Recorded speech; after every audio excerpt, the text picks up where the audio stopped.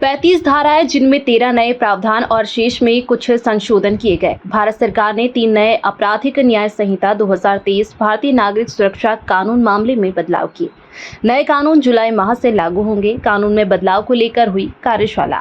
DCP Priyanka Shukla ने बताया, 3 नए कानून में बदलाव किया गया है, जिनमें तय समय सीमा में 3 वर्षों के भीतर न्याय करना, 35 धाराओं में समय सीमा, इलेक्ट्रॉनिक तरीके से शिकायत दर्ज होने पर 3 दिन के अंदर एफआईआर दर्ज करने का प्रावधान, यौन उत्पीड़न के मामलों में 7 दिन के अंदर जांच रिपोर्ट, पहली सुनवाई के 60 दिन के भीतर तय आरोप का प्रावधान। वकील प्रियंका उपाध्याय ने बताया, नए आपराधिक कानून दंड केंद्रित नहीं, न्याय केंद्रित होंगे। महिलाओं और बच्चों के खिलाफ अपराध में भी संशोधन किया गया है। आज पीआईबी के द्वारा एक वार्तालाप यहाँ पर आयोजित किया गया था। जो नए हमारे 3 मेजर क्रिमिनल लॉज हैं, जिसमें भारतीय नागरिक सुरक्षा संहिता, भारतीय न्याय संहिता और भारतीय साक्ष्य अधिनियम है।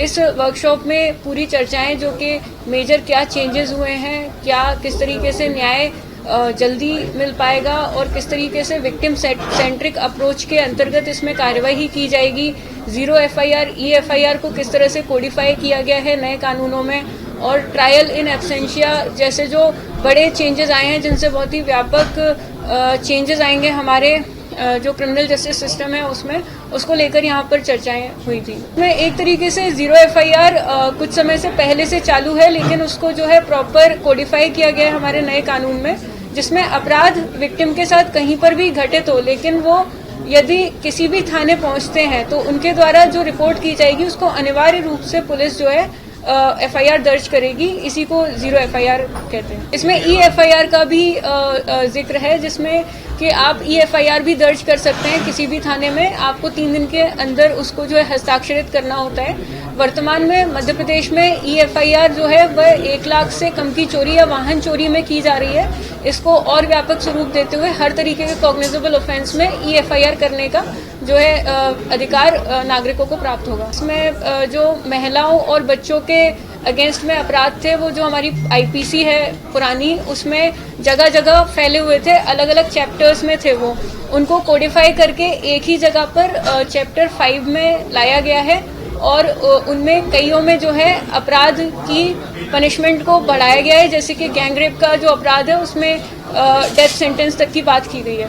इसमें जो हमारा नया भारतीय नागरिक सुरक्षा संहिता है वह ऑडियो वीडियो इलेक्ट्रॉनिक मीन्स को जो है डिफाइन करता है, और इसमें पूरी जो एफआईआर से लेकर के लास्ट तक की चार्जशीट, ट्रायल तक की, कन्विक्शन या एक्विटल तक की जो कार्यवाही है उसको डिजिटाइज करने की बात होती है, जिसमें कि समन वारंट भी आपको डिजिटल तरीके से, इलेक्ट्रॉनिक तरीके से प्राप्त होंगे थाने में। आप उनको इलेक्ट्रॉनिक तरीके से तामील करने का एक ऑप्शन है, वो एक ऑप्शन है, आप उसको फिजिकली भी तामील कर सकते हैं। और इसमें एक चीज़ और है कि कोर्ट अभी तक पुलिस को पहले समन वारंट भेजती थी, जिनको पुलिस तामील करती थी। इसमें कोर्ट भी स्वयं के स्तर पर इलेक्ट्रॉनिकली उसको तामील कर सकती है।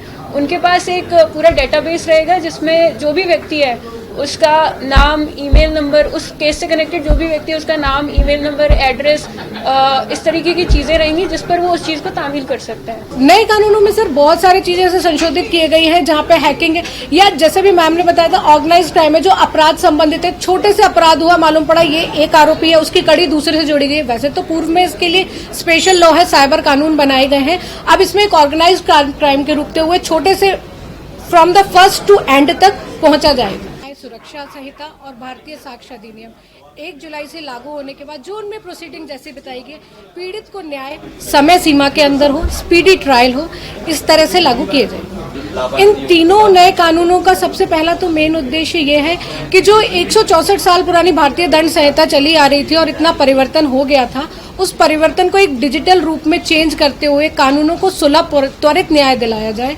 और पीड़ित केंद्रित रहे न्याय।